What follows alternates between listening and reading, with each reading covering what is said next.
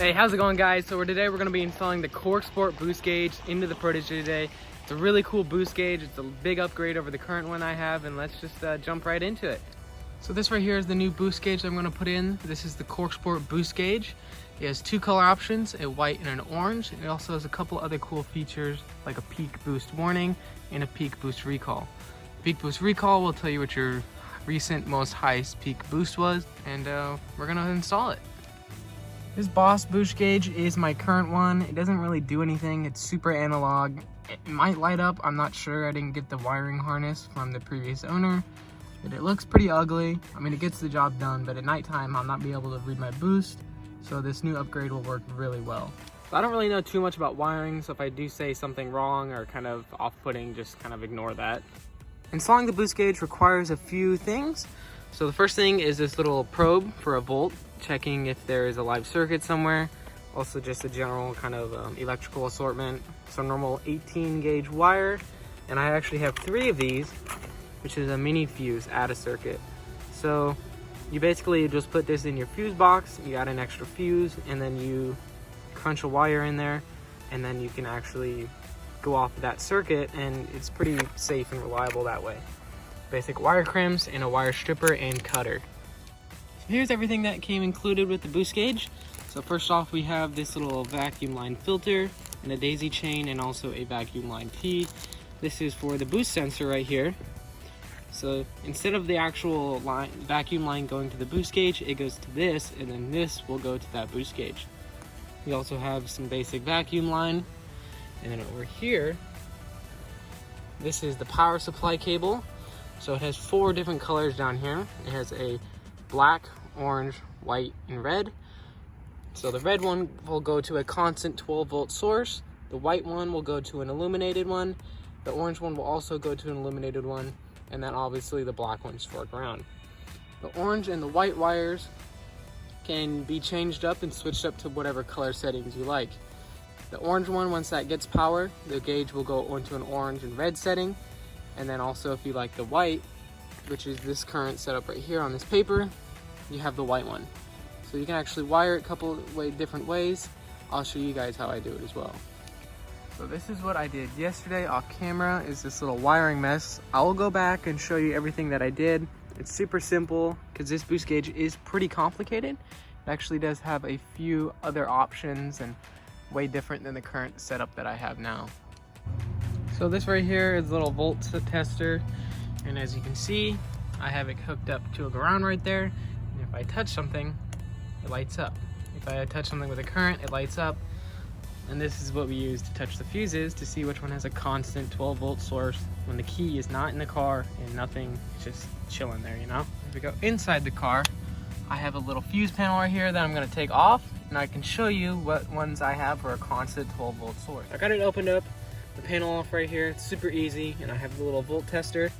As you can see, as you just touch the fuses, you can see which ones have a live circuit in there. You can see this one does not have it, but if I move over here to the left, it lights up. Meaning that this one has a 12 volt source right here, constant. So I'm gonna tap into this one for that red wire. And to find that accessory fuse, I'm actually going to look on this little fuse panel thing. So this tells me which fuse is which. For me, my wipers can only be used when my car is in accessory mode or on. That's this little bottom left one. As you can see, it doesn't light up. If I turn the car onto accessory mode, if I go back to it, it lights up. So that one's gonna be used for the white light setting. And yeah, super easy. So unfortunately for me, my headlight fuse or anything like that, basically for my lights, is not under my driver footwell, but under the hood. So for me, I want my boost gauge to turn red whenever my light switch is switched. So I found out that the tail light one works really well for that. You know, I turn the switch, the parking lights or any other lights will turn red. So if you look under here, this one right here, I touch it, nothing turns on. But when I turn my parking lights on, move back here, I touch this one, as you can see, now it lights up. So this one right here is a good candidate. Like I said, I wish it was under the footwell, so I wouldn't have to run a wire from here inside, but this is really the only way it's gonna work. Yeah, now we actually found all of our circuits to tap into, which is really good. Maybe one of the hardest steps for this. Now it's actually time to find a ground for it, which is just as important. And then after that, I'll show you guys how to wire it, and then we can put everything in there and also test it and see if it works. So back into the driver footwell, here's the fuse panel. Right above that, I actually had some metal, some painted metal, so I grinded it down to bare metal. Right there, I'll screw a screw in with the ground on it, and that's where our location will be for that. So this right here is the power cable that Corksport supplies. As you can see, it's got a nice little connector. That goes to the back side of the boost gauge. And then over here, we have 4 colors: orange, white, red, and black. So for the ground right here, I just grabbed about a couple feet of wire. I crimped on this little eyelet thing. Then over here, I'm going to actually have to crimp on this to the power cable right here. So we're going to connect these two like that.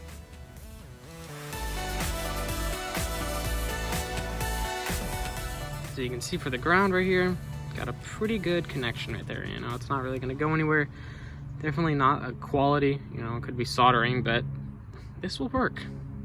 This wire right here, I've already attached the mini fuse adapter, and then, you know, it's just a couple feet long.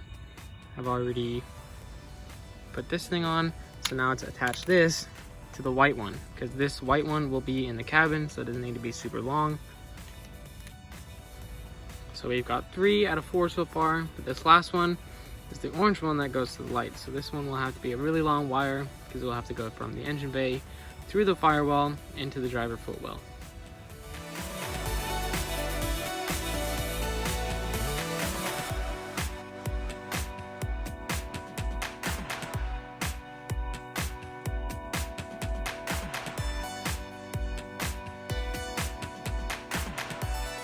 So we also gotta remove this old gauge right here. That's all I gotta do. Basically peel that up. Peel that off. Peel that off. And then I'm gonna get some pliers and we're gonna take that whole thing off. Boost gauge out. All it was just connected to that. As I said earlier, I think it lights up. I think there's like a little connector that goes on the back side right here.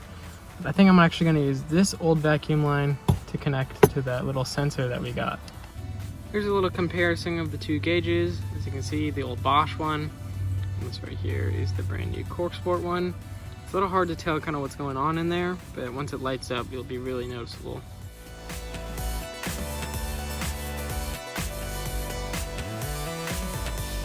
This big wiring mess I got right here for the wire that will go for the lights on the fuse box.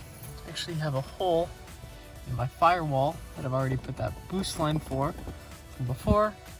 So I snuck this one right beside it, and we'll go see it out there under the hood. As you can see the wire right there coming out of the firewall. I got it right here.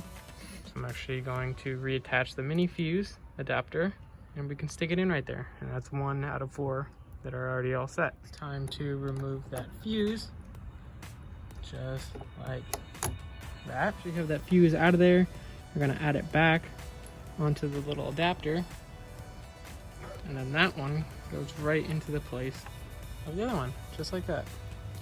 And then we're actually done under here, so we can close the fuse box up, and not even noticeable. So I skipped ahead just a little bit. So what I've done is I've ran the wires through the dash.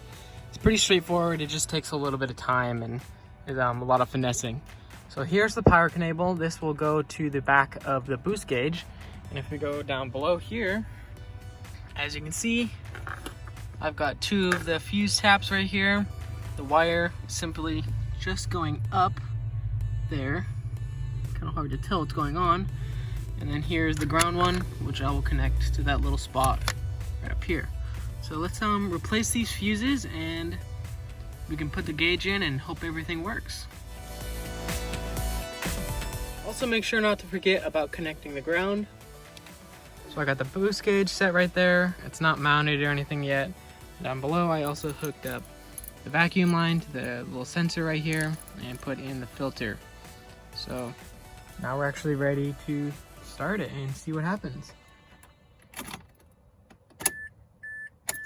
There's accessory mode. There we go. Looks like it works.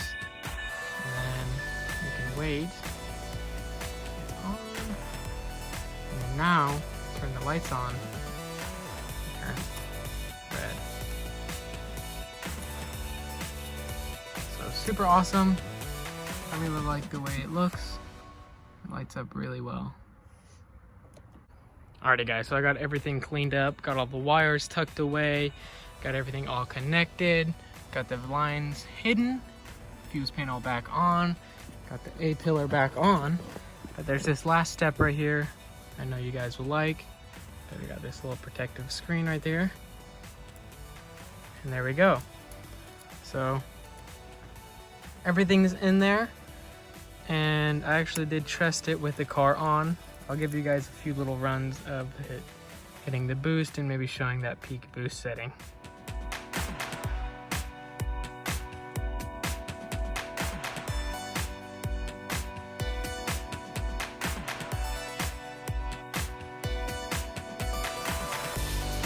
And that's basically it, guys. So I hope you guys really enjoyed that video. It's a super cool boost gauge. The installation is a little tricky, but it's super simple actually once you kind of understand what's going on. It's pretty similar to the glow shift gauges, so if you guys have that and you're maybe having troubles installing it, this one's actually super simple, and it's really similar to that one as also.